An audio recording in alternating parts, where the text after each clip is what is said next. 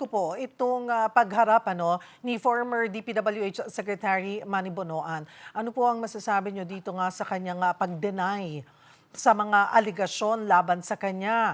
Yung sinasabi niya na oversight function lang naman daw yung trabaho niya sa DPWH at hindi siya tumanggap ng kickback.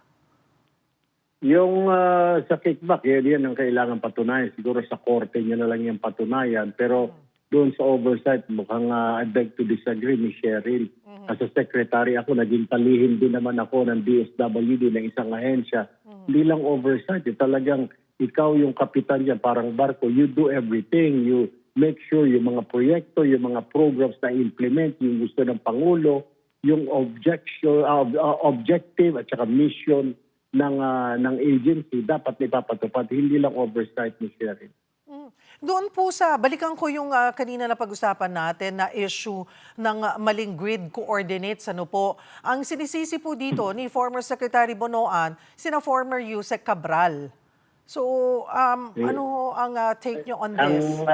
Ang system yan, paano pa sasagot yung patay? Ipatay na po yun. Yun ang mahirap. May tuturo na lahat namatay. Still po, ibig sabihin, mahina po yung kinuha niya ng mga tauhan. Kasi, Ms. Cheryl, sa totoo lang, may mga barkada ako ng mga engineer din. Basic daw yan, pinag-aaralan sa kolehiyo, sa civil engineering, yung mga coordinates na yan. Tapos kaya nakapagtataka na suddenly, hindi mo alam yung coordinates, mali-mali. Ang question natin dyan ngayon, was it deliberately done na iligaw itong investigasyon o sadyang tanga lang itong mga opisyal na ito?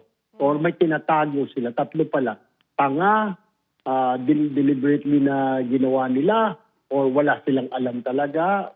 Things like those, Ms. Cheryl. So itong dapat sunod na silipin. Yun ko nga tinatanong kahapon, pero sinasabi na hindi, sinunod lang sa kanya. Paano pa natin matatanong si Cabral? Alikabok na siguro yun ngayon.